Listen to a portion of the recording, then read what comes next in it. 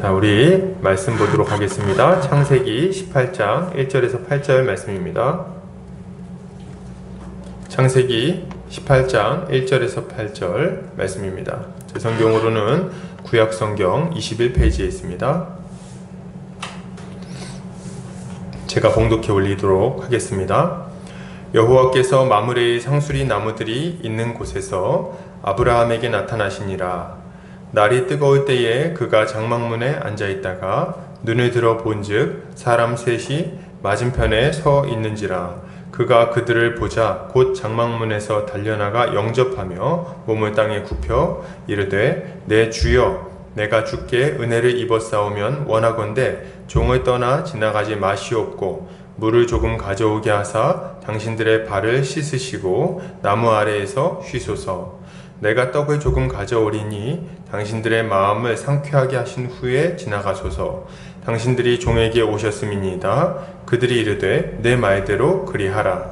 아브라함이 급히 장막으로 가서 사라에게 이르되 속히 고운 가루 세스알을 가져다가 반죽하여 떡을 만들라 하고 아브라함이 또 가축대 있는 곳으로 달려가서 기름지고 좋은 송아지를 잡아 하인에게 주니 그가 급히 요리한지라.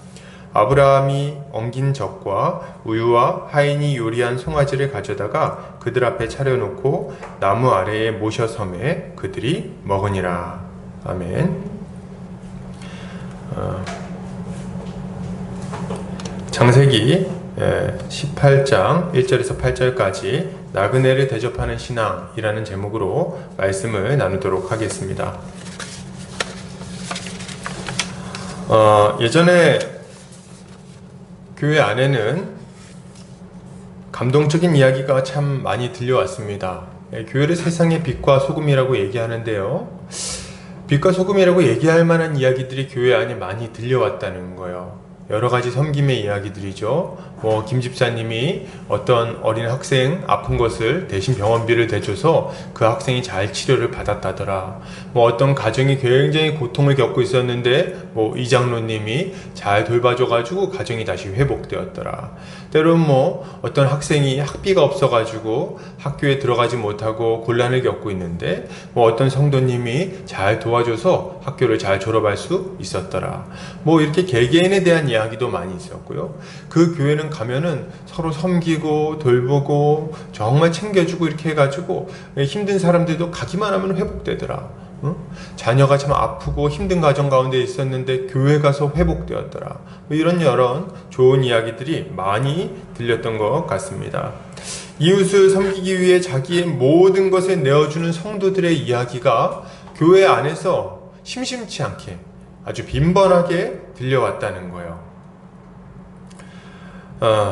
그리고 정도는 다 다르지만 성도들은 모두 그런 이야기를 듣고 나도 그런 삶을 살아야겠다고 결심하고 또 열심히 그런 삶을 살기 위해서 애쓰는 모습들을 가지고 살았다는 말이죠.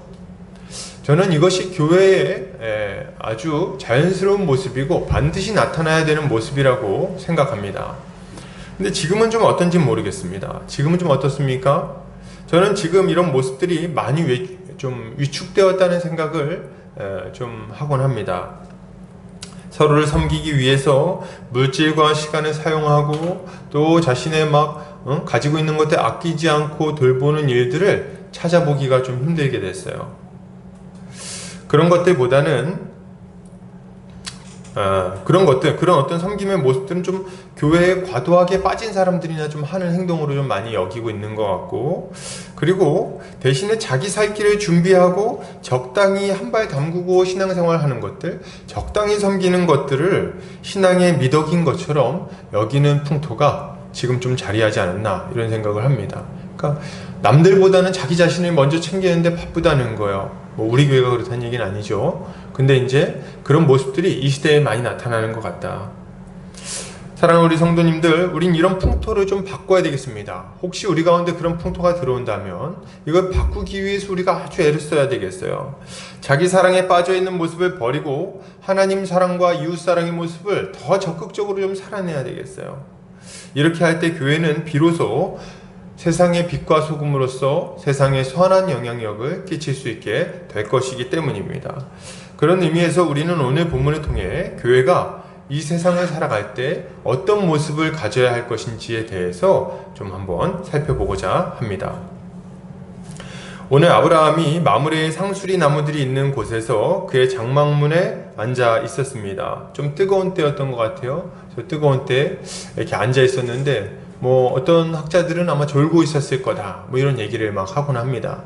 학자들이 뭐 이런 걸 연구하는지 모르겠어요. 그래서 실제로 이렇게 막 써놨더라고요. 책에 보면 아마 졸고 있었지 않았겠나. 그래서 그게 뭐 연구할 거인지 모르겠는데 아무튼 이렇게 졸고 있었나 봐요. 졸고 있었는데 그때 맞은편에 세 명의 어떤 나그네가 딱 등장을 합니다.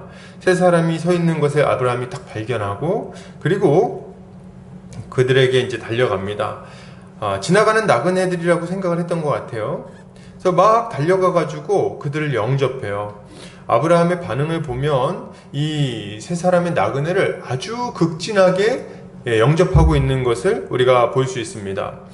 아브라함은 그들을 만났을 때 먼저 어떻게 반응합니까? 자, 우리 2절 보면 눈을 들어 본즉 사람 셋이 맞은편에 서 있는지라 그가 그들을 보자 곧 장막문에서 달려나가 영접하며 몸을 땅에 굽혀. 그러니까 막 달려나간 거예요. 그래서 마치 그냥 지나갈까봐 그냥 지나가지 못하게 하려고 호객행위 하듯이 마치 막 달려나가지고 붙들고 몸을 굽히면서 아이고 어디 가십니까 지금 지나가지 말고 저랑 같이 있으시죠 막 얘기를 하고 있는 거예요. 아주 굉장히 정중하게 초대를 하는데요. 이렇게 말을 합니다. 내 주여 내가 주께 은혜를 입었사오면 원하건대 종을 떠나 지나가지 마시옵고 뭐 이렇게 얘기를 합니다. 그래서 자기는 종이고 당신들은 대접받아 마땅한 상전들입니다. 뭐 이런 어떤 이야기를 하고 있는 거예요. 근데 이건 약간 관용적인 용어였다고 합니다. 그래서 인사말로 굉장히 정중하게 초대하는 표현들인 거예요. 그렇게 초대하면서 이제 뭐라고 말합니까? 이제 여기 오셔가지고 제가 물을 좀 가져올 테니까 이 길 여행하면서 많이 힘드셨죠? 발도 좀 씻으시고 그늘에 앉아서 좀 쉬시고 제가 떡을 좀 가져올 테니까 떡도 좀 드시고 그리고 또 물도 좀 드시고 이렇게 좀 쉬시다가 충분히 좀 유쾌해지고 나서 그러고 나서 지나가시기를 바랍니다. 이렇게 이야기를 하는 거예요. 굉장히 겸손하게 굉장히 열정적으로 막 설득해서 이제 영접을 하고 있는 거죠. 이러한 이 아브라함의 모습을 보고 세 사람의 나그네가 대답을 합니다. 내 말대로 그리하라. 그래서 이거 굉장히 저는 사실 이걸 봤을 때 참 뭔가 좀 앞뒤가 안 맞는다 이런 생각도 좀 했습니다. 그래서 막 대접하겠더니 뭐 그런 걸 필요 없습니다. 뭐 이렇게 얘기하는 것도 아니고 네 말대로 해봐라. 뭐 이렇게 얘기를 하는 거 아닙니까? 좀 거만한 느낌이 약간 있다 그런 생각도 해봤는데 어쨌든 이제 막 대접한다 그러니까 예 그렇게 하시죠 이렇게 하고서 이제 들어온 거예요. 근데 이제 그때부터 이제 대접을 하는데 그 대접을 준비하는 모습도 굉장히 인상이 깊습니다. 자 보면 아브라함이 6절에 보면 어떻게 합니까? 급히 딱 표현이 딱 이거예요. 급히 장막으로 가서 이 사람들이 이제 여기서 잠깐 머물다 가겠습니다 결정을 하니까 그때부터 대접하기 위해서 아주 급하게 움직이는 아브라함의 모습을 볼 수가 있어요. 급히 장막으로 가서 사라에게 속히 고운 가루 3쌀을 가져다가 반죽하여 떡을 만들라 하고 그래서 막 달려가가지고 빨리 저기 가루 가져다가 떡을 만들어 이렇게 하는데 이제 분량도 나와요. 고운 가루 3쌀. 근데 이 3쌀은 지금으로 치면 8리터 정도 되는 양입니다. 8리터. 밀가루 8리터로 빵을 만드는 거예요, 떡을. 그러면은 이게 3사람 먹을 양은 아닙니다. 굉장히 많은 양이에요. 1.2리터짜리 색이니까 굉장히 많은 양의 빵을 지금 부풀어 그러니까 만드는 건데 굉장히 많은 양을 만들어요. 지금 뭐 앞에서는 떡을 조금 가져오겠다 이렇게 얘기해놓고 나서 뒤에서는 많이 만드는 거죠. 많이 만들어가지고 이제 가져오려고 그러는 거고 그 다음에 어떻게 합니까? 이거 딱 주문한 다음에 자, 떡 만들어! 그리고 또 막 달려가요. 급히 또 가축대가 있는 곳으로 막 달려갑니다. 그러니까 가축대가 있는 곳으로 달려가가지고 뭐 이제 가축을 고르는데요. 뭐가 이렇게 급한지 모르겠어요. 이렇게 이 아브라함의 하는 모습을 보면 마치 이 사람들이 떠나갈까봐 자기가 대접할 기회를 놓칠까봐 막 안절부절하는 것 같다는 느낌을 좀 받습니다.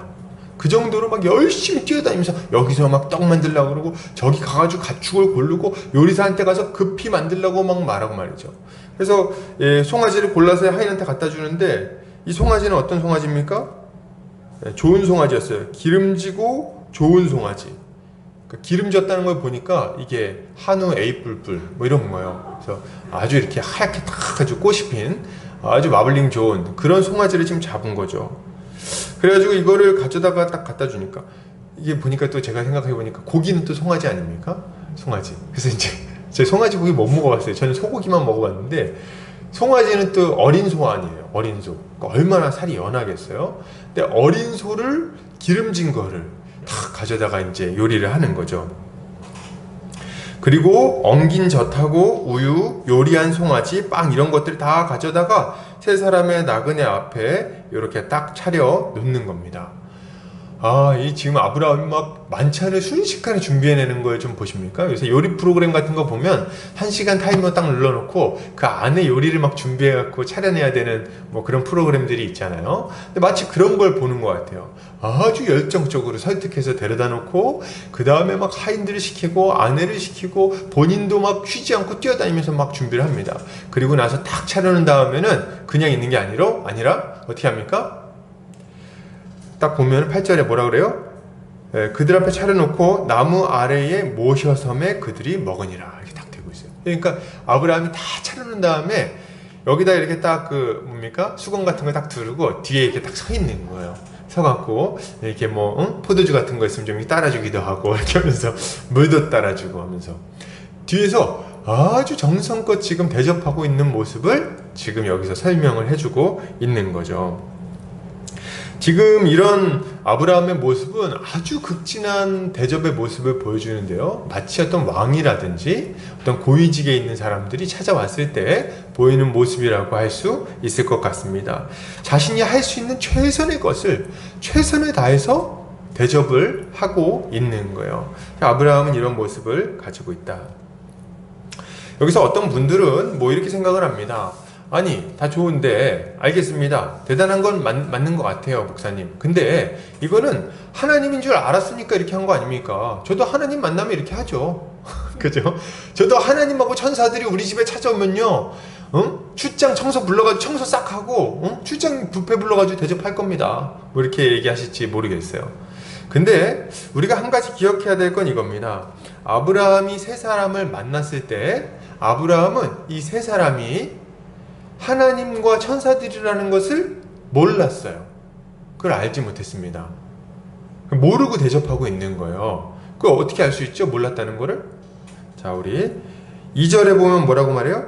눈을 들어 본즉 사람 셋이 맞은편에 서 있는지라. 무슨 말입니까? 아브라함은 지금 천사랑 하나님이 서 있다고 본 게 아니에요.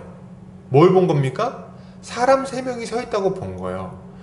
그러니까 지금 아브라함은 하나님과 천사들을 대접하려고 한 게 아니라 한 번도 본 적 없는 나그네 세 사람을 대접하기 위해서 지금 이 난리법석을 피우고 있다는 말이죠. 아주 열심히 나그네를 대접하려고 하는 거예요. 아니 여러분, 이게 좀 이해가 되십니까? 한 번도 본 적 없고 앞으로도 볼 일 없을 나그네, 그런 나그네 세 사람을 대접하기 위해서 양도 아니고 닭도 아니고 소를 송아지 굉장히 귀하잖아요. 송아지를 잡아가지고 막 대접을 하고 그리고 막 빵을 그냥 크게 만들고 자기가 뒤에서 이렇게 모셔서 하는 게 이게 이해가 되십니까? 참 한편으로 우리는 참 이해가 안 되는 모습인 것 같아요. 우리는 이때 이런 질문을 좀 던져볼 수 있습니다. 아니 도대체 아브라함은 어떻게 나그네에 불과한 사람들, 아무것도 아니고 자신에게 유익도 줄 수 없는 이런 사람들을 이렇게 열심히 섬길 수 있을까? 어떻게 이렇게 열심히 보잘것없는 사람들을 섬기려고 애쓰며 이렇게 노력할 수 있을까? 이게 우리의 질문인 거죠. 그 질문에 대한 답은 굉장히 분명합니다. 그 답은 뭘까요? 그 답은 아브라함은 먼저 하나님께 은혜를 받은 자들이기 때문에 그렇습니다. 아브라함은 하나님께 먼저 은혜를 받은 자예요. 그렇기 때문에 자신에게 찾아온 이 나그네들을 기꺼이 기쁜 마음으로 열정적으로 최선을 다해서 섬길 수 있었던 거죠. 먼저 은혜를 받았어요. 아브라함은 어떤 은혜를 받았죠? 아브라함은 어떤 사람입니까? 이걸 먼저 생각해 봐야 될 텐데, 아브라함은 원래부터 하나님을 섬기던 사람은 아닙니다. 저기 메소포타미아 지역에 있는 갈대아 우르 지방에서 아버지와 함께 우상을 만들어서 팔던 사람이었어요. 우상을 제작해가지고 팔고 그걸로 돈을 벌어서 먹고 살던 우상 숭배자였다는 말이죠. 그는 대단한 가문을 가지고 있지도 않았고 큰 부자도 아니었습니다. 아주 보잘것없는 한 그냥 장사꾼에 불과했던 거예요. 그것도 우상 장사꾼. 그런데 말이죠, 이 아브라함은요, 그거에 대해 가지고 더 비참한 어떤 처지에 있었는데 70이 넘도록 자녀가 없었어요. 그러니까 불임 가정이었어. 그러니까 아브라함의 인생은요, 그 말 그대로 정말 비참하고 공궁하고 정말 빈곤하게 짝이 없는 그런 인생이라고 말할 수 있는 겁니다. 그러니 한평생 그렇게 우상이나 만들면서 팔다가, 그렇게 살다가 아주 비참하게 죽어버릴 인생에 불과하다는 거예요. 그런데 하나님은 이런 아브라함을 불러내셨습니다. 아브라함이 메소포타미아 갈대아 우르에 있을 때 영광의 하나님이 그에게 나타나서 그를 불러내셨어요. 내가 너에게 명할 땅으로 가라. 내가 너에게 그 땅을 주고 너에게 큰 복을 내려주겠다. 약속을 주십니다. 그리고 아브라함은 그 약속을 받아 이 가나안 땅까지 오게 되는 거죠. 하나님은 이 아브라함에게 이 하나님 나라를 선물로 주겠다고, 복을 주겠다고 약속을 주십니다. 그가 잘하거나 뛰어나서 불러서 복 주시겠다고 말씀하시는 게 아니에요. 그가 우상 숭배하면서 하나님을 대적하면서 살고 있을 때, 그가 아무런 공로가 없을 때 우리 하나님은 그를 선택하시고, 이유 없이 선택하셨어요. 이유 없이 선택하시고 불러서 하나님의 백성 삼아 주신 거죠. 하나님 주신 약속은 정말 무지막지한 겁니다. 뭐예요? 아브라함을, 그 우상 숭배자였던 아브라함을 하나님의 백성으로 만들어서 하나님 나라의 복을 주겠다고 약속을 주십니다. 그를 축복의 통로로 만들어서, 복의 통로로 만들어서 모든 열방이 아브라함으로 인해서 복을 받게 만들겠다고까지 약속을 주시는 거예요. 가나안 땅도 주시고 자손도 많이 주시겠다고 약속하시죠. 그리고 그 일들을 신실하게 이루어 가시는 겁니다. 아브라함은 이 하나님의 부름을 받아서 가나안 땅에 온 이후로부터 자신의 그 삶에서 일어날 거라고 정말 상상도 못했던 그런 일들을 계속해서 경험하게 됩니다. 어떤 일을 경험하죠? 하나님이 함께 하세요. 그의 예배를 받으시고요, 그와 동행하십니다. 애굽으로 내려갔을 때 애굽 땅에서 그 애굽의 왕인 바로에게 아내를 빼앗길 위기에 좀 처했어요. 본인이 좀 믿음이 없어가지고 거짓말도 하고 막 그랬죠. 그래서 아내를 뺏길 위험에 처했는데, 근데 하나님께서 이 강대한 애굽의 왕 바로를 아주 혼쭐을 내주시고, 그리고 그의 손에서 그 아브라함의 아내 사례를 뺏어서 다시 돌려보내 주십니다. 그리고 아브라함은 그 애굽에서의 사건 때문에 많은 부를 이루고 다시 가나안 땅으로 올라오게 돼요. 이런 경험을 막 아브라함이 하게 됩니다. 이게 답니까? 아니요, 그렇지 않아요. 아브라함이 와, 하나님 정말 대단하신 분이구나 이렇게 생각하고 있는데 14장에 보면 세계 전쟁이 벌어집니다. 북방의 4개 제국과 이 남방의 5개 왕들이 큰 세계 전쟁을 벌여요. 그 전쟁 가운데 자기의 조카 롯이 이 북방 제국군에 끌려가게 됩니다. 그래가지고 이제 큰일 난 거죠. 그때 아브라함이 아무것도 아닌 자신의 가병들 318명을 데리고 쫓아가가지고 그 군대와 맞서 싸웁니다. 318명이 4개의 제국군의 연합군하고 싸우는 거예요. 그래가지고 어떻게 합니까? 그 제국군을 완전히 박살내버리고 자기의 조카 롯을 찾았을 뿐만 아니라 빼앗겨갔던 모든 기물들, 모든 재물들, 사람들을 다 찾아가지고 돌아오는 정말 놀라운 승리를 거두게 되는 거예요. 아브라함은 이런 일들을 막 경험합니다. 아브라함 원래 어떤 사람이었다고요? 저 갈대아 우르 지방에서 우상 막 제작하면서 팔이 좀 삐뚤어졌는데 뭐 이런 거 좀 생각하면서 이 뿔을 좀 크게 만들어 볼까 뭐 이런 거 고민하면서 정말 소시민적으로 요거 팔면서 이거 뭐 20세겔입니다 뭐 이렇게 해가지고 팔아갖고 돈 벌어갖고 먹고 살던 아무것도 아닌 사람인데, 근데 그런 사람이 지금 어떤 경험을 하고 있는 거예요? 하나님이 백성이 돼서 하나님이 함께 하시고 복을 주시고 그에게 자녀를 많이 주겠다는 약속도 하시고 그를 이끌어 주시고, 그리고 그가 애굽 왕 바로에게서 막 높임을 받게 하기도 하시고, 그리고 그가 세계전쟁에 막 참여했는데 이기게도 하시고 승리해서 많은 것들을 그냥 빼앗아 가지고 돌아오게 하기도 하시고, 이런 일들을 막 경험하게 하시는 겁니다. 그리고 그 이후에는 어떻게 하십니까? 아브라함에게 찾아오셔가지고 저 하늘의 별과 같이 많은 자손을 주겠다고 다시 한번 약속을 약속을 확증해 주시죠. 그리고 그 약속을 어떻게 알겠냐고 막 물어보니까 어떻게 하십니까? 불타는 화로를 확 지나가게 하심으로 언약식을 맺으시죠. 짐승 쪼개놓은 거 기억나시나요? 짐승 쪽에서 그 사이로 횃불이 막 지나가는 모습을 보여주시면서 하나님께서 반드시 아브라함을 통해서 아브라함에게 약속한 복을 이루시겠다고 약속을 확증해 주시는 거예요. 그리고 아브라함이 그 이후에 또 한번 넘어지니까 이스마엘을 보내주셔가지고 그 자녀를 태어나게 하시고 이름을 짓게 하셔가지고 어떻게 합니까? 내가 너의 고통을 다 알고 있다 말씀도 해주시고, 그리고 나서 얼마 전에는 무슨 일이 있었냐면 아브라함에게 찾아오셔가지고 너는 내 앞에서 행하여 완전하라 말씀하시고 이름을 바꾸어서 열국의 아버지가 될 거라고 다시 한번 확언도 해주시고, 그리고 할례의 언약도 해주시고 막 이렇게 하시는 거예요. 아브라함은 전에 어떤 자였습니까? 우상 숭배하던 자. 근데 지금은 어떤 자입니까? 열국의 아버지가 되어서 모든 민족이, 많은 민족이 아브라함으로 인해서 하나님께 돌아오게 만들겠다고 약속을 받은 자, 그런 자가 되게 만들어 주시는 거예요. 아브라함은 정말 아무것도 아닌 자였어요. 그런데 지금은 열국의 아버지가 되어 하나님께 은총을 받은 자가 되어 이 자리에 서 있게 된 거죠. 아브라함은 자신이 받은 이 은혜를 생각하며 기꺼이 이웃을 섬기는 삶을 살겠다고 마음 먹고 그런 삶을 살아가고 있는 것입니다. 할렐루야. 거기다가 이제 17장 좀 보면요, 뭐라고 약속하십니까? 이렇게 17장에 아주 결정적인 약속을 하시죠. 야, 내년 이맘때쯤에는 사라에게서 아이가 있을 거다, 이렇게 얘기를 하시는 거예요. 세상에 지금 나이가 몇 살입니까? 아브라함의 나이가 99세였어요. 99세. 이제 막 완전히 할아버지죠. 사라도 이제 경수가 끊어졌다는 거 보니까 완전히 할머니예요. 근데 이제 아이가 태어난다, 이렇게 약속을 주신 거죠. 그러니까 이제 이게 얼마나 기쁩니까? 그렇게 기다리고 90년이 넘도록 기다렸던 그 아이가 이제 태어난다는 거잖아요. 그러니까 마음이 막 기쁘죠. 나그네 3명 대접하는 게 뭐 대수입니까?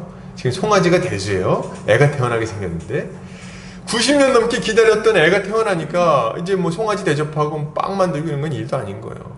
기쁜 마음으로 대접하는 거죠. 여러분, 제가 왜 아브라함이 받은 은혜에 대해서 막 이렇게 얘기할까요? 우리도 마찬가지이기 때문에 그렇습니다. 우리도 마찬가지예요. 우리도 아브라함과 같이 은혜를 받은 자입니다. 아브라함만 은혜 받은 게 아니에요. 여러분 기억하시기 바랍니다. 너무 큰 은혜를 우리가 받았죠. 우리는 전에 허물과 죄로 죽었던 자들입니다. 아브라함은 우상을 숭배하면서 살았나요? 우리도 그랬어요. 에베소에서는 이렇게 말하고 있습니다. 에베소 2장 1절에 3절입니다.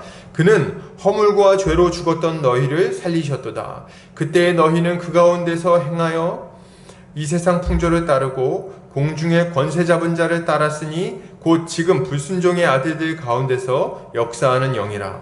전에는 우리도 다 그 가운데서 우리 육체의 욕심을 따라 지내며 육체와 마음에 원하는 것을 하여 다른 이들과 같이 본질상 진노의 자녀였더니, 이렇게 말하고 있어요. 우리는 어떤 자들이었습니까? 우리는 이 세상 풍조를 따라서 살던 자들이에요. 이 세상의 그 죄악된 풍조, 음란한 풍조, 온갖 종류의 그 돈을 사랑하고 아주 완고하고 교만한 풍조, 이런 것들을 따라서 살던 자들입니다. 우리가 그런 사람들이었어요. 거기다가 마귀에게 순종하던 자들이죠. 마귀는 우리를 유혹해서 온갖 종류의 죄를 마음껏 져도 된다고 유혹하는 자들 아닙니까? 그리고 우리 자신을 위해서 살라고, 하나님같이 되라고 유혹하는 자들 아닙니까? 근데 이 마귀에게 순종하며 온갖 종류의 죄악을 마음껏 지으며 살던 자들이에요. 마음에 원하는 대로. 그게 우리였습니다. 하나님을 사랑했습니까? 아니요. 우리가 하나님을 사랑 안 했죠. 하나님은 원망하고 비웃고 거절하고 완고하게 우리 스스로의 인생을 우리 혼자서 살아낼 수 있다고 주장하던 아주 교만한 자들이었죠. 이웃을 사랑했습니까? 아니요. 이웃을 사랑하긴요, 가까운 가족 혹은 나에게 유익이 될 것 같은 사람들이나 사랑했죠. 저 보잘것없어 보이는 사람들, 또 나와 좀 사이가 좀 안 좋은 사람들은 사랑할 마음도 없고 용서할 마음도 없고 도리어 그들을 핍박하고 멀리하고 착취할 마음이 충만한 자들이었습니다. 나의 성공, 나의 유익을 위해서라면 뭐든지 할 준비가 다 돼 있던 자들이 누굽니까? 바로 우리였다는 거예요. 하나님의 뜻은 분명합니다. 하나님을 사랑하고 이웃을 사랑해라. 이게 우리 하나님의 뜻이었어요. 하나님의 뜻에 합한 것이 하나라도 있었습니까, 우리가? 하나님을 사랑하긴요, 하나님을 원망했다고요. 이웃을 사랑하긴요, 이웃을 미워하고 도리어 착취하는 데 바빴다고요. 우리가 누굴 그렇게 사랑했습니까? 누굴 그렇게 아꼈습니까? 다 우리 자신을 위해서 그렇게 시간과 물질과 모든 것들을 다 사용했죠. 우리의 성공과 유익을 위해서라면 다른 사람의 아픔 같은 거는요, 기꺼이 눈을 감아줄 수 있는 자들이었어요. 힘듭니까? 다른 이들이 좀 힘듭니까? 예, 그러면 그냥 눈 감을 수 있다는 거예요. 어쩔 수 없어. 나도 바빠. 나도 먹기 살기 바쁘고. 나도 내 인생이 있어. 기꺼이 눈을 감을 수 있는 자들이었다는 거예요. 우리는 겉으로는 괜찮은 사람인 척했지만 우리의 속마음은 썩어 문드러져 있던 자들입니다. 만물보다 심히 부패한 것이 사람의 마음이라 그랬는데, 예, 우리의 마음이 그랬어요. 만물보다 심히 부패해서 그 부패한 마음에서부터 악한 것들이 입으로 튀어나왔었죠. 상처 주는 말을 하고 비방하는 말을 하고 온갖 종류의 추악한 말들과 추악한 행동으로 우리의 인생을 가득 채우고 있었던 거죠.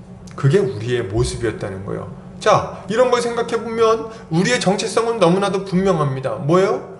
본질상 진노의 자녀들이었다.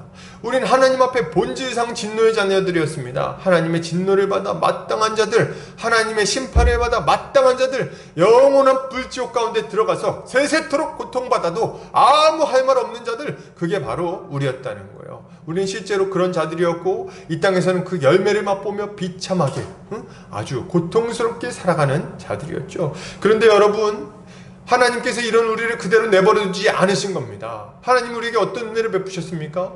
우리가 그 죄 가운데 멸망해버리기를 원하지 않으시고 자기 아들 독생자 예수 그리스도를 우리를 살리기 위해서 보내주셨어요. 요한복음 3장 16절에 뭐라고 말합니까? 하나님이 세상을 이처럼 사랑하사 독생자를 주셨으니 이는 저를 믿는 자마다 멸망치 않고 영생을 얻게 하려 하심이니라. 예, 우리 하나님의 뜻은 무엇입니까? 우리가 살아나는 거예요. 죄인이 망하지 않고 살아나는 것을 원하셨습니다. 우리가 우리 죄 때문에 죽지 않게 하기 위해서 우리를 사랑하셔서 어떤 일을 행하셨나요? 예, 자기 독생자 예수 그리스도를 우리를 위해서 보내주신 거예요. 우리를 위해서 이 땅에 오신 주님은 우리를 위해서 기꺼이 저주의 십자가를 짊어지셨습니다. 우리는 죄를 지었죠. 그렇기 때문에 하나님의 저주를 받아야 하는 자들입니다. 그런데 하나님은 우리가 받아야 될 저주를 자신의 독생자 예수 그리스도에게 쏟아 부으셨어요. 예수님은 우리의 죄를 짊어지시고 하나님의 진노를 다 받으셨습니다. 우리는 다 양 같아서 각기 제 길로 갔죠. 근데 하나님께서 우리 무리의 죄악을 그리스도에게 담당시키신 거예요.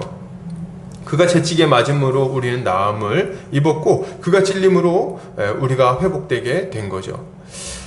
그분의 십자가로 인해 우리는 생명을 얻게 된 것입니다. 여러분, 이게 다가 아니죠. 그분의 죽으심으로 말미암아 우리의 죄가 용서받고 하나님의 심판을 피하게 된 것이 맞습니다. 근데 그게 다가 아니에요. 예수 그리스도는 이 땅에서 하나님의 법에 100% 완벽하게 순종하셨습니다. 하나님을 사랑하고 이웃을 사랑하는 삶을 살아내셨어요. 어느 정도로요? 죽기까지 하나님께 순종하셨고 죽기까지 우리를 사랑하셨습니다. 이게 우리 주님이 이루신 의예요. 그것을 어떻게 하셨습니까? 예수를 믿는 우리에게 다 넘겨주셨어요. 이거 중요한 얘기입니다. 우리가 예수를 믿는 순간 어떤 일이 일어났습니까? 우리의 모든 죄는 예수 그리스도에게로 넘어가서 십자가에서 저주의 형벌을 받아 처리되게 되고, 그리고 예수 그리스도가 행하신 모든 의로운 행위는 우리에게로 넘어와서 우리는 마치 예수 그리스도가 의로우신 것처럼 의로운 자가 되어 하나님 앞에 나아갈 수 있게 된 겁니다. 이게 우리가 받은 은혜인 거예요. 그래서 우리는 믿음으로 하나님 나라의 모든 복에 동참하게 된 것입니다. 예수 그리스도의 의를 덧입은 자로서 하나님 나라에 들어가 하나님의 복을 누릴 수 있게 되었다는 거예요. 할렐루야. 근데 말이죠, 이게 또 다가 아닙니다. 우리가 이제 예수님 믿고, 좀 쉽게 얘기할게. 예수 믿고 구원받았어요. 예수 믿고 구원받았어. 근데 그게 다가 아니라, 이제 그거는 예수 믿고 구원받았다 이렇게 얘기하면, 아, 그럼 죽으면 천국 간다는 얘기구나, 이렇게 생각하시는 분들이 많아요. 근데 여러분, 그거 맞는 얘기인데요, 그게 다는 아닙니다. 우리는요, 죽고 나서 가는 게 아니라 이 땅에서부터 천국 백성이 되어 하나님 나라의 복을 누리며 살아갈 수 있게 되었어요. 어떻게 해요? 예수께서 우리에게 성령을 부어주셨습니다. 그래서 우리를 지금 이 순간에도 다스려 주세요. 우리와 함께 하시고 우리를 다스려 주십니다. 그리고 우리의 모든 필요를 채워주세요. 이게 우리 주님이 하시는 일입니다. 그리고 하나님 나라의 그 모든 복을 천국에서만 누릴 수 있다고 생각했던 그 복을 이 땅에서도 누리게 누리며 살아가게 만드시는데요. 어디서 누리게 만드십니까? 예, 교회 안에서 그 복을 충만하게 누리며 살아가게 만드시는 거예요. 우리의 사명을 회복시켜 주시고요. 그리고 우리가 먹고 마시고 살 수 있도록 일용할 양식을 주시고, 형제 자매들과 함께 살아가며 필요한 것들을 공급받게 하시고, 그리고 또 사랑하는 사람들과 함께 있으며 서로 사랑을 나누며 살아가게 만드시죠. 이 모든 일 가운데 우리 하나님이 함께 하시고 복을 주시고 또 우리 예배를 받으시며 그렇게 함께 해 주시는 거예요. 이게 하나님께서 우리에게 주신 복입니다. 할렐루야! 하나님이 우리에게 이런 복을 주셨어요. 그리고 우리는 장차 영원한 나라에 들어가 부활 생명을 가지고 이 복을 영원토록 누리게 되겠죠. 우리가 아브라함의 섬김에 대해서 말할 때 가장 먼저 우리가 붙들어야 할 진리가 여기에 있습니다. 뭡니까? 우리 주님이 먼저 아브라함을, 먼저 우리를 사랑하셨다는 겁니다. 우리가 그 진리를 굳게 붙들어야 되겠어요. 응? 그래서 우리가 살게 된 거 아닙니까? 주님이 우리를 먼저 섬겨주셨어요. 우리는 먼저 우리가 얼마나 큰 은혜를 받았는지를 많이 생각해야 돼요. 우리가 얼마나 큰 은혜를 받았나, 하나님이 우리를 얼마나 사랑하셨나, 그 은혜에 대해서 깊이 생각해야만 섬김의 삶을 살 수가 있는 겁니다. 제가 이렇게 보면은, 제가 이제 교회 안에 교회 신앙생활하고 지도도 하고 이렇게 하다 하면서 여러 가지 좀 생각을 하게 된 것들이 있는데, 그 중에 하나는 이 하나님의 은혜에 대해서는 잠깐 짧게 생각하고 어떻게 살아야 되는지에 대한 고민만 많이 한다는 느낌을 좀 자주 받습니다. 그래서 교회 생활을 그렇게 생각하는 거예요. 하나님이 우리에게 베푸신 은혜를 깊이 생각해야만 자연스럽게 주님께 어떻게 순종해야 될 것인지를 생각하게 되는 건데, 이게 좀 뒤집어졌어요. 그래서 은혜는 짧게 생각하고, 예수님이 나를 위해 십자가에 죽으셨지? 좋아. 그럼 이제 어떻게 살지? 그렇게 하면서 살아가기 위해서 뭘 해야 되는지만 잔뜩 생각을 하는 거예요. 그러다 보니 은혜는 적고 해야 할 일은 많아지는 이상한 상황이 발생하게 되는 거예요. 그래서 어떻게 됩니까? 신앙생활이 버거워져요. 점점 힘들어져요. 섬기라고 자꾸 섬겨야 된다고 생각은 하지만 섬기는 걸 힘들어합니다. 왜요? 은혜가 없으니까. 은혜가 뭔지 잘 모르니까. 우리는 삶을 이야기하기 전에 먼저 우리가 받은 은혜, 십자가로 말미암아 우리에게 부어진 그 놀라운 은혜를 붙들어야 됩니다. 주님을 위해서 무엇 할 것인가를 고민하기 전에 주님이 먼저 우리에게 뭘 해주셨는지를 많이 생각하시기 바랍니다. 그렇게 하면요, 자연스럽게 우리는 섬길 수 있게 될 거예요. 이 구원의 은혜, 하나님께서 우리에게 부어주신 그 복, 이런 것들을 굳게 붙들고 계속해서 생각하고 맛보고, 그 안에 깊이 잠겨 있어야 되겠어요. 이 복음의 진리 안에. 그래서 이게 우리의 막 그냥 세포 하나하나에 깊숙이 새겨질 때까지, 예수 그리스도의 보혈이 아주 깊이 우리의 인생에 묻을 때까지, 그때까지 가만히 그걸 깊이 묵상하시기 바랍니다. 그 은혜 가운데 우리가 잠겨 있으면요, 어느 순간 우리가 어떻게 살아야 할 것인지에 대해서 알게 될 것이고, 그렇게 사는 것도 자연스럽게 이루어지게 될 거예요. 할렐루야. 자, 그럼 계속해서 좀 살펴보도록 하겠습니다. 우리는 이제 예수 그리스도의 그 십자가 은혜, 하나님이 베풀어 주신 은혜 이렇게 생각하면은요, 섬김의 삶을 살아야겠다는 생각이 충만해지게 됩니다. 그죠? 이렇게 충만하게, 야, 이제 주를 위해서 정말 좀 섬기고 싶다. 내가 이렇게 섬김받았는데, 이렇게 사랑받았는데, 어떻게 가만히 있을 수 있어? 어떻게든 좀 섬기고 싶다. 이런 마음이 생겼을 때, 그런 충만한 마음 가운데 있는 우리에게, 이런 섬김의 삶을 살고 싶은 우리에게 주님이 명령하세요. 뭐라고요? 요한복음 13장 34절입니다. 새 계명을 너희에게 주노니 서로 사랑하라. 내가 너희를 사랑한 것 같이 너희도 서로 사랑하라. 그러니까 막 사랑하고 싶은 마음이 충만한 우리에게 뭐라고 명령하세요? 그래, 사랑해라. 이렇게 명령을 하신다는 거예요. 주님은 하나님의 은혜를 받은 자들, 주님의 사랑을 먼저 받은 자들에게 서로 사랑하라고 명령하십니다. 어떻게 사랑해야 됩니까? 주님이 우리를 사랑하신 것 같이 사랑하라고 말씀하시죠. 주님이 우리를 사랑한 것 같이. 주님이 우리를 어떻게 사랑하셨는데요? 주님이 우리를 어떻게 사랑하셨죠? 대표적으로는 우리가 십자가를 생각해 볼 수 있어요. 그죠? 십자가에 달려 죽으심으로 우리를 살려내시는 그런 사랑을 보여주셨습니다. 근데 이렇게만 생각하면은 약간 구체성이 좀 떨어져요. 우리가 뭐 다른 사람을 위해서 십자가에 달리기가 지금 상황에서는, 그죠? 이게 좀 쉬운 일이 아니에요. 뭐 대신 십자가에 달릴 사람이 있는 것도 아니고. 그러면 이제 어떻게 되냐 할 때 우리 주님의 공생애를 한번 생각해 보시면 됩니다. 우리 주님은 어떻게 사셨어요? 우리 주님은요, 아픈 사람들과 함께 하셨습니다. 마음 상한 사람들 옆에 계셨고요, 울고 있는 자들의 눈물을 닦아주셨어요. 배고픈 자들을 먹여주셨고요, 멀리 외로운 처지에 있는 사마리아 여인을 위해서 그 광야길을 막 걸어가십니다. 그리고 그 뜨거운 태양볕 아래서 그 여인을 만나기 위하여 기다리기도 하시는 거예요. 우리 주님은요, 비천한 처지에 있는 자들을 외면하지 않으셨어요. 세리, 죄인, 창기 이런 사람들 외면하지 않으시고 기꺼이 만나주시고 기꺼이 섬겨주시고 기꺼이 그들과 시간을 보내어 주셨습니다. 나병 환자를 붙들어 주시고 치유하여 주시고, 그리고 죽은 사람들을 위해서 울어주기도 하시고 공감해 주기도 하시고 그를 다시 살리기도 하신 거죠. 그들을 위해서 기도하기도 하셨어요. 가르치기도 하셨어요. 돌보기도 하셨어요. 우리 주님이 이 모든 일을 행하신 그 원인은 뭐냐면 그들을 사랑하셨기 때문입니다. 우리 주님은 이웃을 사랑하기 위해서 이런 여러 가지 일들을 하신 거예요.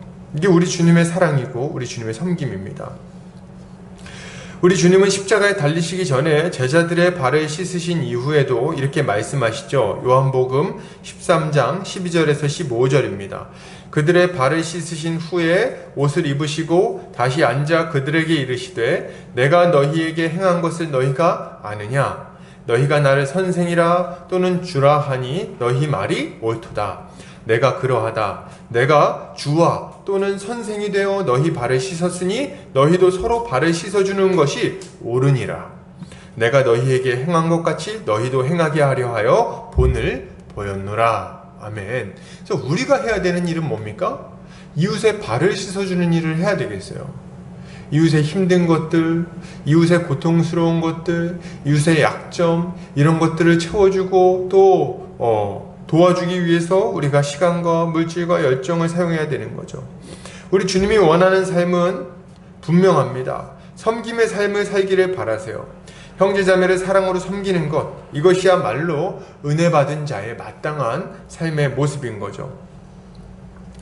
사랑하는 우리 성도님들, 지금 제가 얘기했던 섬김의 삶, 사랑의 삶은요, 자연스럽게 사라지는 것이기도 하지만 한편으로는 주님의 명령이기도 합니다.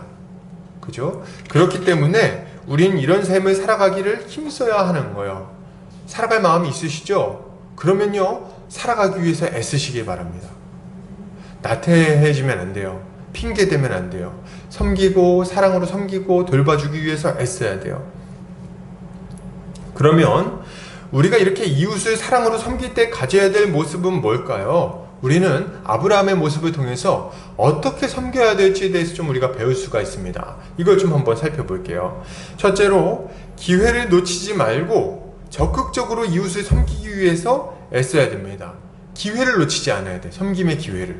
오늘 아브라함 보세요. 나그네 세 사람이 지나가는데요, 그 기회를 놓치지 않아요.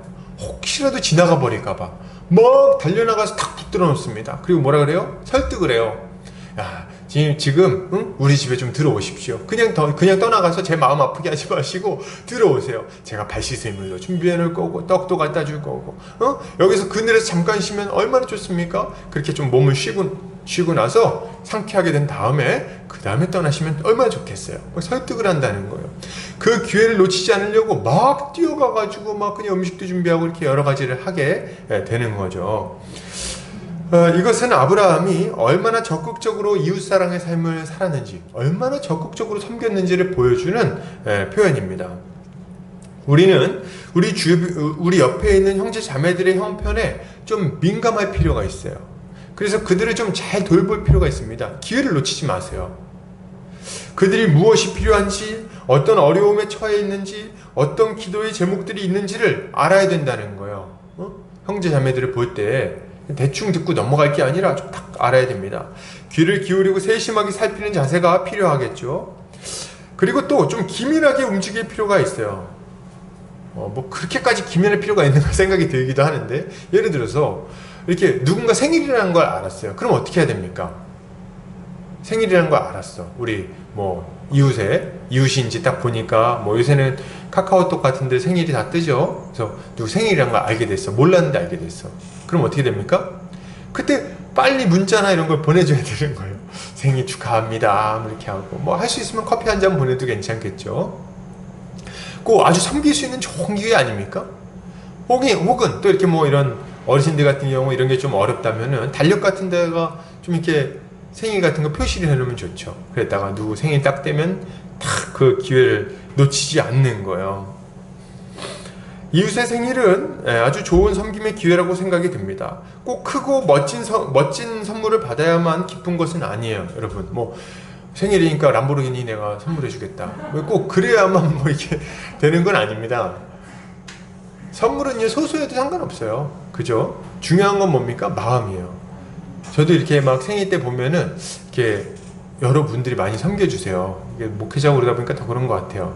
참 감사하게 생각을 하는데, 이렇게 어떤 분들이 이렇게 막 이렇게 선물 주는데 그것도 참 감사하지만, 이렇게 뭐 문구 이렇게 몇 마디 편지를 적어서 보냅니다. 그래서 뭐 이렇게 이러저러한 것 때문에 감사했고 이런 것들 참 좋은데 이렇게 참 오늘 잘 보내시기 바랍니다.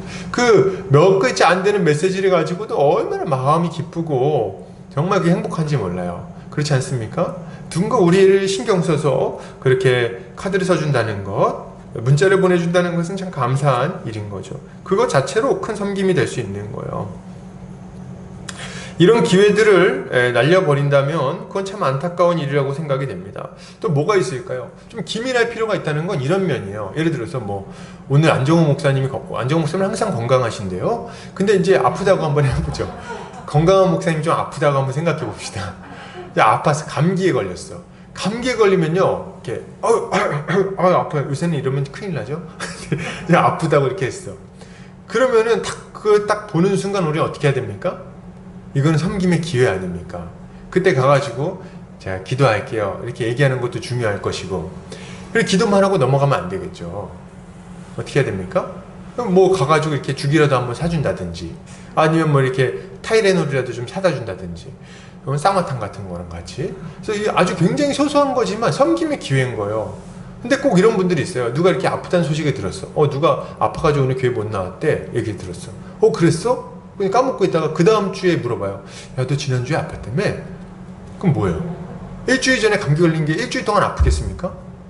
다 지나간 다음에 물어보는 거는 뭐 그 관심이니까 그것도 좋은 일이지만, 그러나 좀 기회를 잘 살렸다고 보기는 어려워요. 우리는 기민하게, 그런 면에서 좀 기민하게 움직여서 섬길 필요가 있는 거죠. 우리는 가까운 이웃을 섬길 기회를 놓치지 않아야 됩니다. 그리고 꼭 섬김의 기회를 기다리고만 있을 필요는 또 없습니다. 우린 더 적극적으로 섬길 기회를 찾으면 좋겠어요. 더 적극적으로 섬길 기회 찾으면 좋겠다. 그래서 아브라함도 보세요. 나그네가 와서 물어보지 않았어요. 딱 와가지고 지나가는 과객이 온데 오늘 하룻밤 머물 수 있겠습니까? 뭐 이렇게 하지 않았습니다. 나그네는 그냥 지나가려고 그랬고, 아브라함은 달려나가서 막고 붙들어가지고 데리고 온 거예요. 이거 적극적으로 섬기려는 태도를 가지고 있는 거 아닙니까? 그런 면에서 저는 좀 한 가지 제안이기도 한데, 코로나가 좀 잠잠해지고 나면, 전제는 좀 잠잠해지는 거죠. 코로나가 잠잠해지고 나면 좀 우리 이웃을 집으로 초대하는 것도 적극적인 섬김의 모습일 거라고 생각합니다. 이웃을 초대해서 섬기는 것은요, 굉장히 좀 뭐랄까요? 한 사람의 마음에 굉장히 큰 위로를 주고 좀 도움을 주고 그를 좀 잘 돌볼 수 있는 기회가 될 수 있어요. 그리고 그를 좀 잘 섬길 수 있겠죠? 먹을 것도 대접할 수 있고. 그래서 저도 이런 걸 그렇게 잘하는 편은 아닌데, 집에 이렇게 모셔가지고 이렇게 같이 이렇게 대화를 나누고 밥을 먹고 하면은 그 자체로 굉장히 기쁨이 됩니다. 누군가 이렇게 초대해주면 그것도 참 좋겠죠. 사도 바울은 이런 얘기를 하면서 또 이렇게도 말합니다. 갈라디아서 6장 10절 이렇게 말하죠. 그러므로 우리는 기회 있는 대로 모든 이에게 착한 일을 하되 더욱 믿음의 가정들에게 할지니라, 이렇게 말하고 있습니다. 아멘. 우리가 기억할 것은 이렇게 섬김의 모습을 가져야 할 때 먼저는 믿음의 가정들을 섬겨야 된다는 거예요, 여러분. 이것은 하나님께서 우리를 교회로 불러 한 몸 한 가족의 삶을 살게 하셨다는 것을 생각해 보면 너무나도 당연한 이야기입니다. 우리는 이웃을 섬겨야 되는데요. 먼저는 가까운 이웃, 가장 가까운 이웃, 우리의 영적 가족인 교회를 섬겨야 됩니다. 이게 우리가 가장 먼저 해야 되는 일이에요. 교회의 형제 자매들도 섬기지 않으면서 다른 이웃을 섬긴다는 것은 여러분 말이 되지 않는 얘기입니다. 그것은 굉장히 이중적인 모습이고 좀 외식하는 모습이라고까지 말할 수 있을 것 같아요.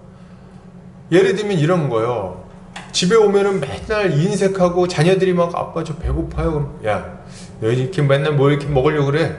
굶어. 뭐 이렇게 얘기하고 뭐 이렇게 막 하면 아주 엄하게 막 때리고 그리고 막 폭언을 하고 아주 가족들을 괴롭히는 거예요. 그래 놓고 나서 밖에서 이웃을 만나 옆집 아저씨 만나면 막 아주 그냥 옆집 아저씨가 그냥 세상 왕이야. 아주 그냥 막 그냥 섬겨주고 막 돌봐주고 막 뭘 해드릴 값이요 막 이렇게 해가면서 막 그렇게 섬기고. 그러면 이건 뭡니까? 이건 완전 엉터리인 거예요. 자기 가족도 돌보지 못하면서 무슨 이웃을 돌봅니까?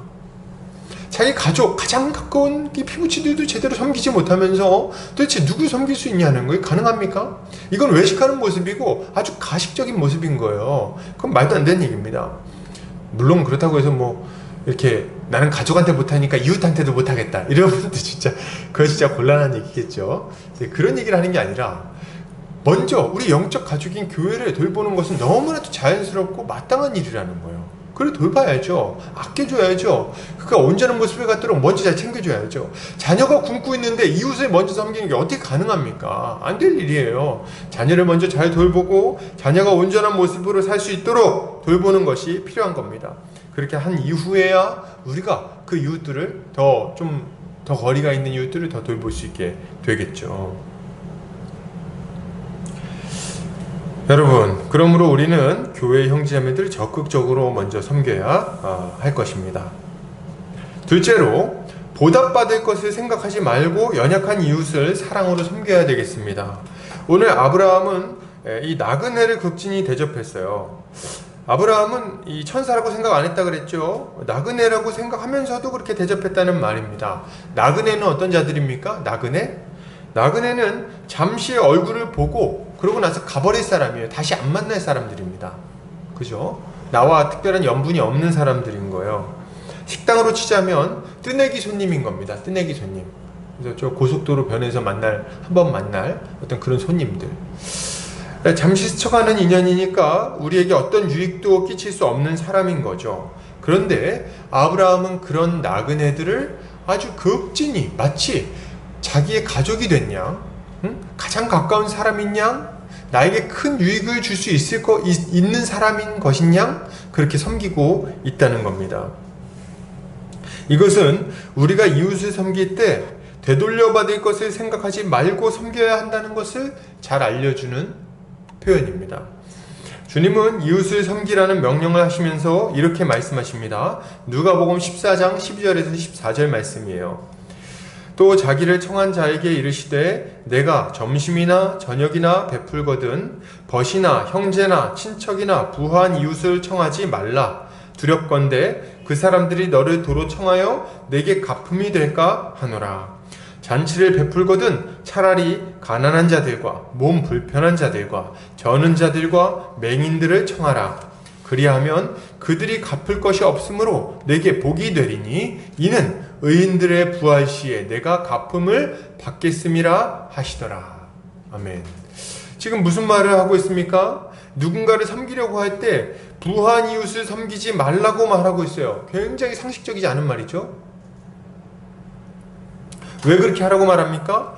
부한 이웃을 섬기면요, 그가 나중에 갚아줄 수 있기 때문에 그렇게 하지 말라고 말을 합니다. 세상의 원리랑은요 정말 달라요. 세상은 딱 봐서 나한테 유익이 될 것 같은 사람하고 친해지라고 말합니다. 그리고 그 사람을 잘해줘서 그 사람하고 같이 한번 잘해보라고 얘기를 하는 거예요. 근데 지금 주님은요 그렇게 얘기 안 하고 전혀 도움 안 되는 사람들, 저 거지, 한 번 보지 못할 사람들, 다시는 내 인생에 이렇게 같은 시간을 보내지 않을 그런 사람들한테 최선을 다해서 섬기라고 베풀라고 말씀하고 계시는 거예요. 그리고 그 이유를 뭐라고 말씀하십니까? 마지막 날 부활 때에 하나님께서 갚아주실 거다. 이렇게 이야기를 하는 겁니다. 우리는 누군가에게 선을 베풀 때 자신도 모르게 계산적이 될 때가 있어요. 그죠? 이게 아주 본능적인 것 같아요. 저도 그럴 때가 많이 있습니다. 내가 이만큼 했으니까 다음번엔 제가 이만큼 하겠지? 뭐 이런 생각들이잖아요. 그래서 제가 전에 깜짝 놀란 적이 있었는데, 예전에 얘기해요. 지금은 아니고 예전에 이렇게 막 뭘 선물을 이렇게 해줬어요. 근데 이제 제 생일이 됐는데 안 해주는 거야. 그때 무슨 생각이 듭니까? 이상하다. 얘가 왜 안 해주지? 이런 생각을 제가 다 하더라고요. 이게 뭐예요? 그걸 계산해 갖고 있는 거예요. 내가 했으니까 그만큼 받을 수 있을 거다.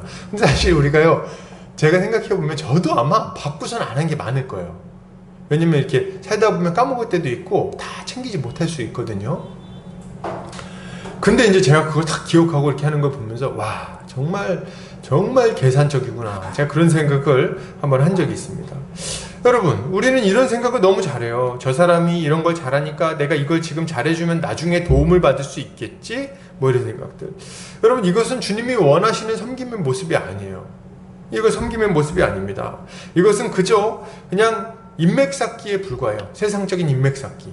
이것은 주님이 원하는 섬김과는 굉장히 거리가 있습니다. 주님은 이런 계산을 하지 말라고 말씀하시는 거예요. 계산 없이 섬겨라. 계산하지 말고 섬겨라. 너한테 아무 도움이 되지 않을 사람들을 섬겨라. 도리어 누군가 너한테 갚아줄까봐 걱정해라. 이렇게 얘기를 하시는 거예요. 왜냐면 누가 갚아주면요, 그 섬김이 이렇게 갚아줬으니까 상쇄돼서 없어져 버린다는 거예요. 주고받고 했으니까, 기브앤테이크 했으니까. 근데 주고 나서 안 받으면 비로소 그게 하나님이 받으시는 섬김이 된다는 거죠. 그러니까 이걸 오히려 더 사모해야 되는 거죠. 여러분, 교회 안에서도 우리가 그런 생각할 수 있어요. 형제 자매들 보면서 그러지 않아야 될 텐데 본능적으로 그런 생각 들 수 있어요. 성도들 가운데서도 우리가 딱 보면 유익이 될 것 같은 성도가 눈에 보일 수 있어요. 그죠? 우리 가운데는 없죠. 근데 이제 볼 수 있잖아요. 딱 봤을 때, 야, 쟤는 의사네. 저 성도님은 저기 사장님이시네. 저 성도님은 뭐 하시네. 뭐가 좋네. 뭘 잘하네. 그래서 그런 사람들 중심으로 해갖고 막 이렇게 좀 친하게 지내고 싶은 마음이 우리 가운데 찾아올 수 있다는 거예요. 여러분, 그런 마음을 조심하시기 바랍니다. 그리고 또 이런 생각도 조심하셔야 돼요. 저 사람은 정말 나한테 별로 유익이 될 것 같지 않아. 별로 친해지고 싶지도 않고 나랑 맞지도 않고 진짜 도움이 될 것 같지 않고. 여러분, 그런 생각이 혹시 드십니까? 누굴 볼 때? 여기 딱 봤는데 쟤랑 친해져 봐야 별 볼 일 없겠다. 이런 생각이 드시면은 그 사람이 바로 우리가 섬길 사람입니다. 그게 우리 주님이 우리에게 명령하신 거예요.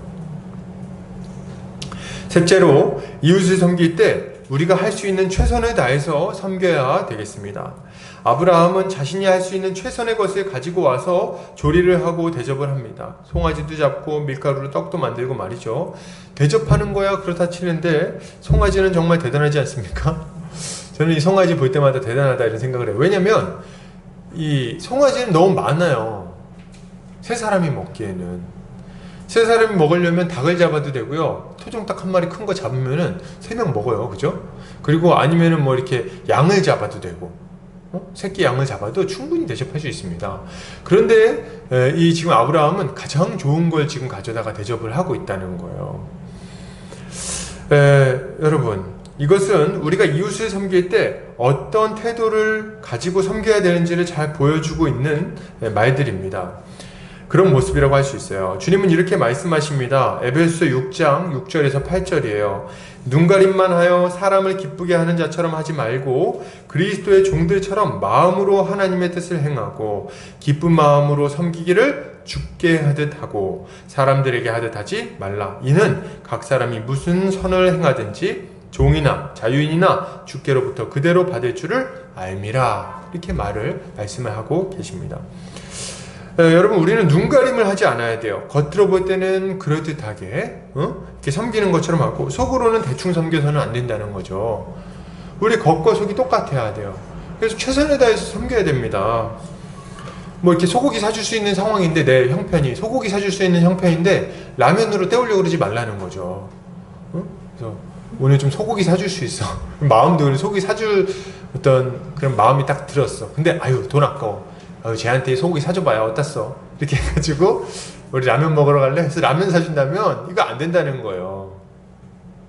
사줄 수 있는 최선의 것으로 대접할 수 있는 최선의 것으로 해야 되는 거죠.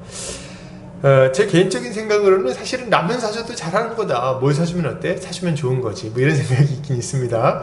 그러나 그럼에도 불구하고 우린 최선을 다해서 이웃을 대접해야 된다는 거예요. 그러면 여러분 어느 정도로 이웃을 대접하면 됩니까? 이웃 대접하려고 막 기둥뿌리 뽑나요? 그래서 막 내가 지금 막 당장에 뭐 생활비가 부족한데 소고기 사준다고 막 나서야 됩니까? 그래야 되는 건가요? 그 얘기를 하는 건 아니에요.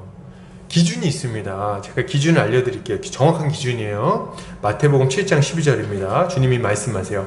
그러므로 무엇이든지 남에게 대접을 받고자 하는 대로 너희도 남을 대접하라. 이것이 율법이요 선지자니라. 아멘. 어떻게 해야 된다고요? 대접을 받고 싶은 대로 하면 됩니다. 내가 대접받고 싶은 대로 대접하면 돼요. 그러니까 내가 내 형편을 잘 알잖아요. 그러니까 나 정도 형편 되는 사람이 나를 대접한다면 어떤 대접을 받고 싶은가를 생각해 보세요. 그때 내가 받고 싶은 대접을 해주면 되는 겁니다. 아주 쉽죠? 우리는 보통 왜 이 기준이 딱 나오냐면 우리는 최선의 대접을 받고 싶어 하기 때문에 그래요. 대접 받을 때는. 할 때는 최소로 하고 싶고 받을 때는 최대로 하고 싶고 이게 이제 우리의 마음이죠. 그래서 우리가 받고 싶은 대로 하면 가장 잘하는 게 되는 거예요. 물론 돈이 배고플 때는 누가 소고기 사주면 좋겠고 맛집에서 밥을 사주면 좋겠다는 생각을 하지 않겠습니까? 그죠? 오늘 내가 참 맛집에서 뭐 먹고 싶은데 그러면 이제 그렇게 사주면 되는 거예요. 돈이 없는데 이런 걸 요구하진 않겠죠. 사정 생각해 가면서. 마찬가지로 길을 안내받고 싶다고 하면 어떡합니까? 이것도 이제 주님이 많이 예를 든 건데 누군가 너에게 오리를 가자 하거든 어떻게 하라고요? 십리를 같이 가라. 이거 무슨 말입니까? 누군가를 섬길 때요 이렇게 섬겨야 된다는 거예요. 내가 뭐 지하철에서 길을 잃었어. 이번 출구가 어디야? 모르겠어. 근데 누가 물어줘. 여기 이번 출구가 어디? 이번 출구 좀 알려주세요. 그러면 이제 물어보는 사람 입장에서는 제일 좋은 게 뭡니까? 아주 갈 수 있을 때까지 확실하게 알려주는 거. 같이 가주면 제일 좋겠죠. 근데 이제 알려주는 사람 입장에서는 뭐가 제일 좋아요? 절로 가세요. 이렇게. 이게 제일 절로 가세요. 이렇게 손가락질 한번 하고 마는 거. 이게 제일 그 사람한테 편하겠지. 어떻게 해야 된다고요? 받는 사람 입장에서 가장 좋은 걸로 같이 가주는 거죠. 그리고 확실히 알 수 있을 때까지 데려다 주는 겁니다. 이런 것들이 우리가 가져야 되는 마음가짐이라고 할 수 있는 거죠. 내가 받고 싶은 대로 그대로 대접해주면 되는 거예요. 할렐루야. 자, 계속해서 보겠습니다. 이제 마지막으로 좀 가는데요. 우리가 이런 섬김의 삶을 살아가면 결국 어떻게 될까요? 어떻게 될까요? 하나님께서는 지극히 작은 자에게 선을 베푼 것을 자신에게 한 것으로 여겨주실 겁니다. 그리고 칭찬해 주시겠죠. 히브리서에서는 오늘 아브라함의 섬김에 대해서 이렇게 설명하고 있습니다. 히브리서 13장 2절 말씀이에요.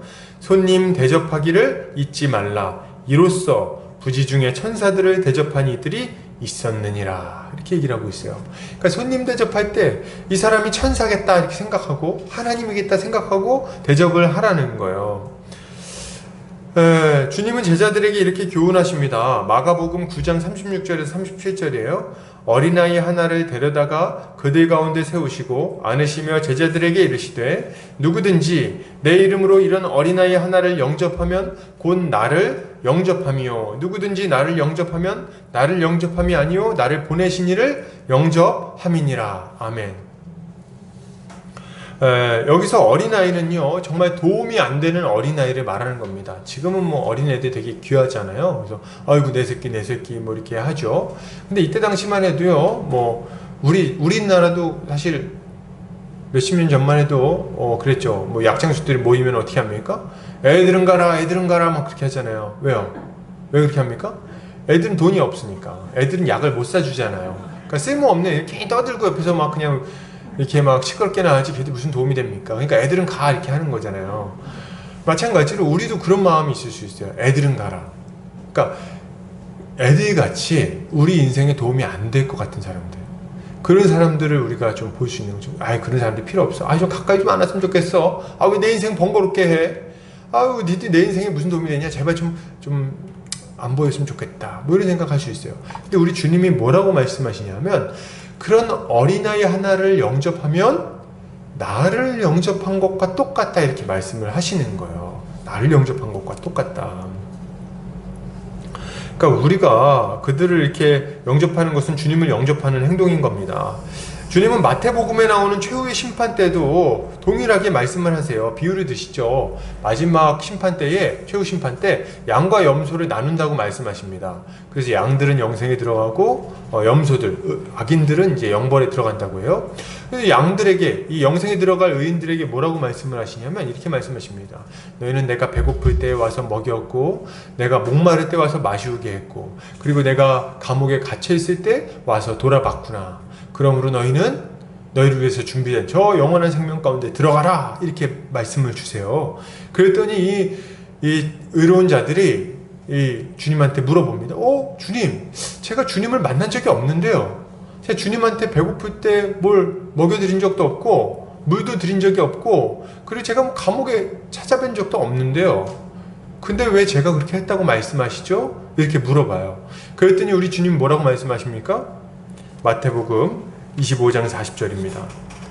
임금이 대답하여 이르시되 내가 진실로 너희에게 이르노니 너희가 여기 내 형제 중에 지극히 작은 자 하나에게 한 것이 곧 내게 한 것이니라 하시고. 아멘. 사랑하는 우리 형제 자매님들, 성도들을 좀 이렇게 우리 주님을 섬기고 싶은 마음이 있으신가요? 하나님을 대접해드리고 싶은 마음이 있으세요? 그러면요, 가장 보잘것없는 형제를 섬기시기 바랍니다. 나한테 아무 도움이 안 되는 그런 형제들을 섬겨주세요. 우리 주님이 그 섬김을 본인에게 하는 섬김으로 받아주실 것입니다. 주님은 계속해서 이런 말씀도 하시죠. 누가복음 12장 42절에서 48절입니다. 주께서 이르시되 지혜 있고 진실한 청지기가 되어 주인에게 그 집 종들을 맡아 때에 따라 양식을 나누어 줄 자가 누구냐? 주인이 이를 때에 그 종이 그렇게 하는 것을 보면 그 종은 복이 있으리로다. 내가 참으로 너희에게 이르노니 주인이 그 모든 소유를 그에게 맡기리라. 만일 그 종이 마음에 생각하기를 주인이 더디오리라 하여 남녀 종들을 때리며 먹고 마시고 취하게 되면 생각하지 않은 날 알지 못하는 시각에 그 종의 주인이 이르러 엄히 때리고 신실하지 아니한 자의 받는 벌에 처하리니 주인의 뜻을 알고도 준비하지 아니하고 그 뜻대로 행하지 아니한 종은 많이 맞을 것이요 알지 못하고 맞을 일을 행한 종은 적게 맞으리라. 무릇 많이 받은 자에게는 많이 요구할 것이요 많이 맡은 자에게는 많이 달라 할 것이니라. 아멘. 우리 주님이 굉장히 분명하게 말씀하십니다. 뭐라고요? 때를 따라 양식을 나누어 주는 우리 하나님의 청지기들에게는 복이 있다고 말씀하십니다. 그리고 그렇지 못한, 신실하지 못한 종들에게는 벌이 있을 것이라고 말씀을 하시는 거예요. 우리 주님은 주님 앞에서 충성스럽게 산 사람과 그렇지 못한 사람을 구분하겠다고 분명하게 말씀을 하고 계십니다. 이때 우리가 기억해야 될 게 한 가지 있어요. 뭡니까? 뭐예요? 오늘 본문에 보면 굉장히 탁 눈에 들어온 게 하나 있는데 뭐라고 말씀하시냐면 많이 맡은 자에게 많이 구하실 거다, 이렇게 말씀하십니다. 많이 받은 자에게 많이 구하실 거다. 우리 중에 이런 생각하시는 분들이 있을 수 있습니다. 나는 가진 게 별로 없는데, 나는 별로 이렇게 능력이 많지를 않은데, 나는 건강도 좋지 못하고, 나는 말도 어눌하고, 재물도 많지 않고, 가진 은사도 좀 보잘것없고, 나는 이렇게 주님을 섬기긴 참 힘든 사람이야 생각할지 모르겠어요. 그런데 여러분, 이걸 아셔야 됩니다. 주님은 우리의 그 섬김의 어떤 절대적인 양을 보지 않으십니다. 우리 주님은 상대평가를 하세요. 그래서 우리에게 주어진 것 그만큼의 충성하면요, 그걸로 우리 주님은 크게 기뻐하시고 칭찬하실 겁니다. 우리가 가지고 있는 것 가지고 섬기면 돼요. 반면에 여러분, 이거 반대로 얘기하면 어떻게 됩니까? 받은 게 많은 사람인데 적게 섬기는 것은요, 주님한테 책망을 받게 될 겁니다. 예를 들면 이럴 수 있어요. 본인 재산이 아주 많아. 막 1000억대 재산가야. 근데 맨날 오면 10,000원짜리 밥 한 번 사주면서 생색을 내. 10,000원짜리 밥, 뭐 그것도 참 감사한 일입니다. 근데 이제 막 1,000억대 자산가야. 근데 막 10,000원짜리 밥 하면서 햄버거 하나씩 사주면서, 아, 니네, 니네 이거 맛있게 먹어라. 뭐 이렇게 하면서, 아주 그냥 막, 내 이거 기억해라. 뭐 이렇게 하고 막 생색내고 말이죠. 이렇게 하면 어떡하면, 물론 그것도 섬김, 귀한 섬김이에요. 그걸 막 함부로 얘기할 수는 없겠죠. 그러나 충분하진 않아요. 1,000억대 자산가. 여러분, 본인이 많이 받았으면요, 많이 받은 걸로 많이 섬기시기 바랍니다. 우린 청직이 아닙니까? 우리 재물이 아니고 우리 주님이 우리에게 주신 거예요. 맡겨주신 거예요. 1,000억을 뭐 죽을 때까지 그거 가지고 뷔페에 다녀도요, 죽을 때까지 뷔페에서 밥 먹어도, 호텔식 뷔페에서 다 못 먹어요. 삼시세끼 뷔페만 먹어도 1,000억을 어떻게 쓸 거예요? 안 그렇습니까? 제가 없어봐서 모르겠어요. 제가 1,000억이 없어봐서 모르겠는데, 얘기를 들으니까 뭐 그 사람들이 뭐 하루에 10끼 먹습니까? 삼시세끼 먹을 거 아니에요. 아무리 비싼 걸 먹어봐야 한계가 있습니다. 그럼 나머지 건 다 썩여 먹어요. 썩일 거 아니에요. 다 통장에서. 굶는 사람들도 있는 마당에. 그러면 안 되겠죠. 많이 받은 자는 우리 주님이 많이 섬기라고 주신 줄 알고 많이 섬기시기를 바랍니다. 그리고 적게 가졌다고 낙심하지 마시고, 가지고 있는 거 섬기면 우리 주님은 아주 우리를 크게 칭찬해 주실 거예요. 할렐루야. 자, 결론을 드립니다. 아브라함은 섬김으로 자신의 믿음이 진실되다는 것을 아주 확실하게 드러내 보여주었습니다. 그는 힘을 다해 이웃을 섬겼고요, 주님께 칭찬을 들었어요. 여러분, 섬김의 삶을 살기를 바랍니다. 우리 주님이 우리보다 먼저 목숨을 바쳐서 우리를 섬겨 주셨어요. 마가복음 10장 45절에 이렇게 말합니다. 인자가 온 것은 섬김을 받으려 함이 아니라 도리어 섬기려 하고 자기 목숨을 많은 사람의 대속물로 주려 함이니라. 여러분, 이 섬김을 받으셨습니까? 그렇다면 우리의 힘을 다해서, 우리의 마음을 다해서 충성스럽게 이웃을 섬기기를 바랍니다. 그렇게 할 때 우리 주님은 우리를 칭찬하시고 우리에게 큰 기쁨과 영광을 허락해 주실 것입니다. 이번 한 주간도 이웃을 섬기며 그 섬김의 기쁨을 맛보는 성도님들 되시기를 주의 이름으로 축복합니다. 같이 한번 기도하겠습니다.